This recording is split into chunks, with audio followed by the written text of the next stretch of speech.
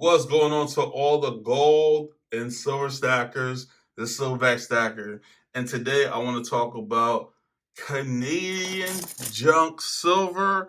I don't know what they call it in Canada, but I'm going to call it Canadian junk silver.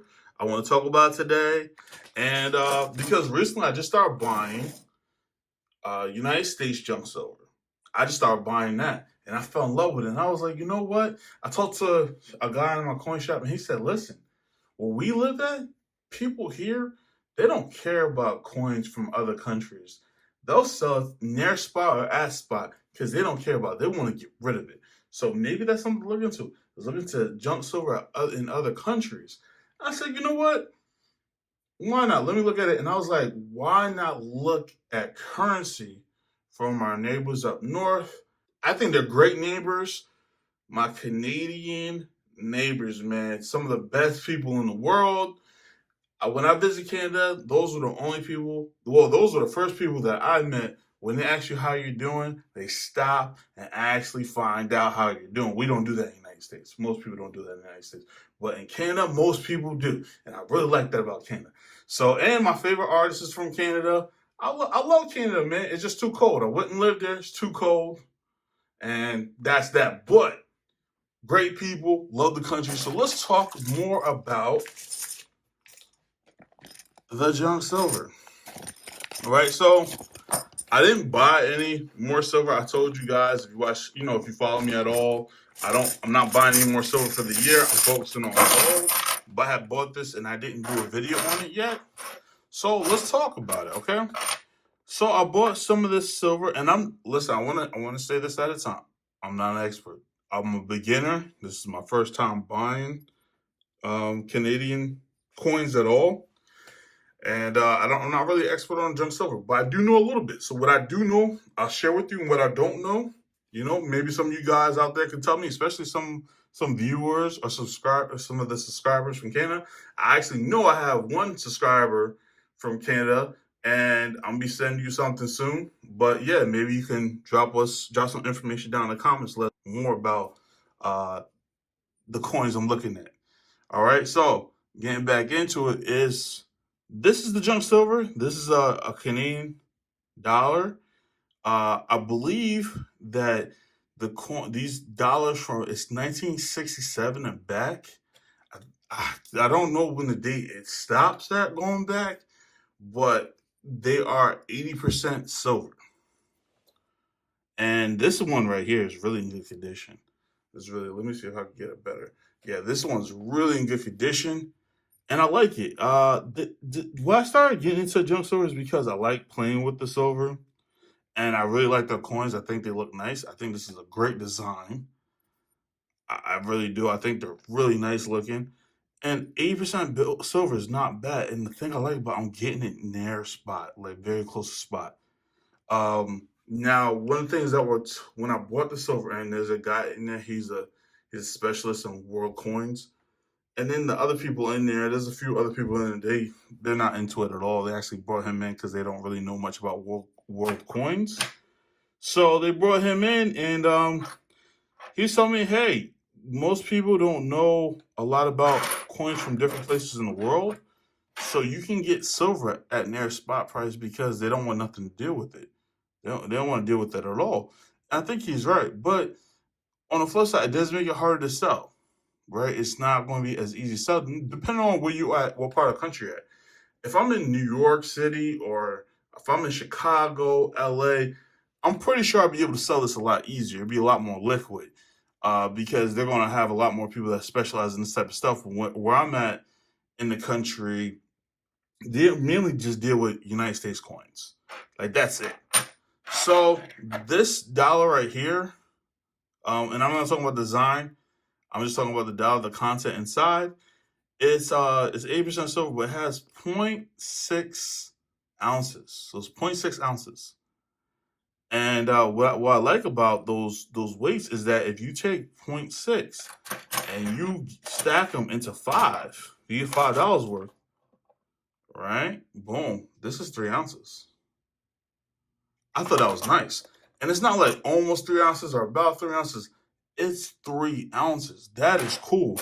Now there's this is a this right here. I believe this is the half dollar. This is 50 cent, and this right here is point 0.3 ounces. So it would take six of these to make 3 ounces, which is $5 face. So if you get $5 face and if you get $5 face in quarters, half dollars, and dimes, it's going to equal out to 3 ounces.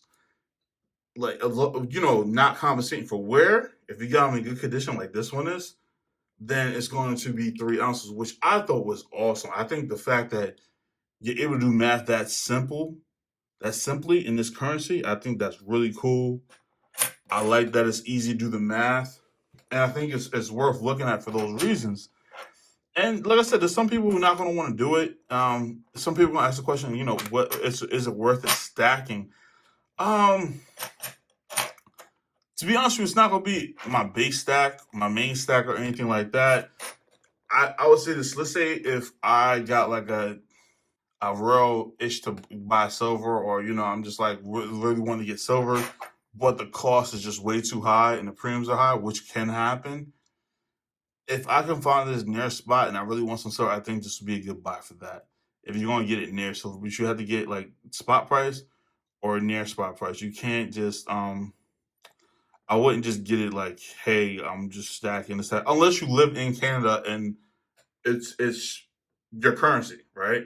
That's the whole thing. But if you live in the United States or maybe other places, this probably wouldn't be the best.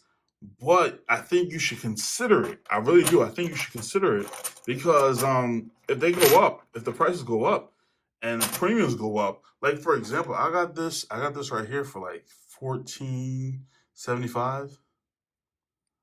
Like that's a good price. 0.6 ounces.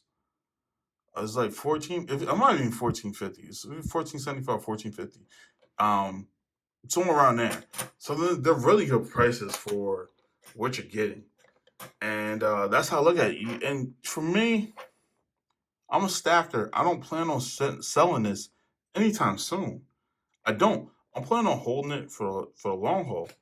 All right. So like when people talk about things being liquid, I mean, like I said, that's why I wouldn't make it my main part of my main set because my other coins or bars, whatever, I could liquidate that sooner. But silver goes up sky high, like allow you in the community think it will be. Some of you think it's gonna go up to $100 an ounce, and things get crazy. Listen, it's not gonna be hard to convince people. Hey, you could literally just pull up a bunch of books online and be like, hey, this is 8% silver. It got zero point 0.6. It's zero point 0.6 ounces. And they'll be like, okay, I'll give you this amount for it. Like, if it gets crazy, people just want silver, period. So if you can get it near spot price, that's what truly matters to me at the end of the day. That's my opinion.